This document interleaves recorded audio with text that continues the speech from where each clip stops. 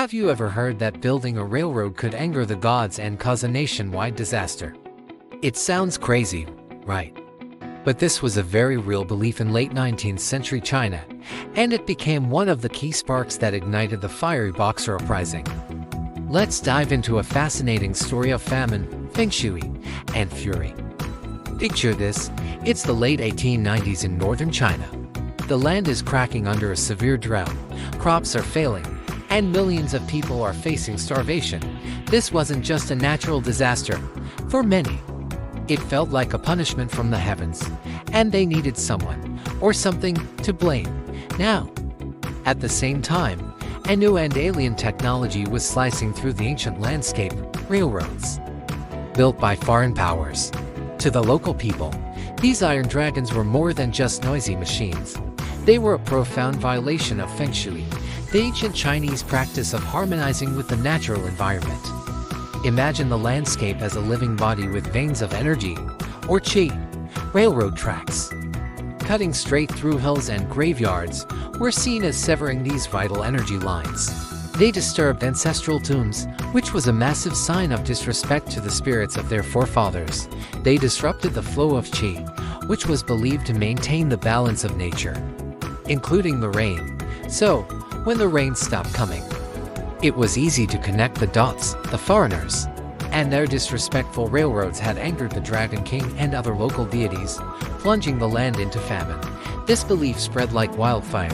Local pamphlets and posters appeared, depicting foreigners as demonic figures and their railroads as monstrous serpents disrupting the cosmic order. It was powerful propaganda that resonated deeply with a desperate and superstitious population. People weren't just hungry. They felt their entire way of life, their spiritual world, was under attack. This wasn't just about economics or politics. It was a cultural and spiritual crisis. This potent mix of famine, fear, and violated traditions created the perfect recruiting ground for a new movement, the Society of Righteous and Harmonious Fists, better known to the West as the Boxers. They claimed to have spiritual powers, making them invulnerable to foreign bullets. Their message was simple and powerful: support the king, exterminate the foreigners. They saw themselves as divine warriors, sent to purge China of the foreign influence that had desecrated their land and starved their people. The railroads and the telegraph lines that often ran alongside them became primary targets. Destroying them wasn't just sabotage. It was a righteous act of restoring balance and appeasing the angry gods. So, when we look back at the Boxer Uprising, it's not just a story about political conflict. It's a powerful lesson in how new technology, when forced upon a society without cultural understanding, can clash with deeply held beliefs. The famine provided the desperation, but the perceived assault on Feng Shui provided the spiritual justification for war. It turned starving farmers into zealous warriors, convinced they were fighting a holy battle to save China itself. It's a stark reminder that progress and tradition can be a volatile mix.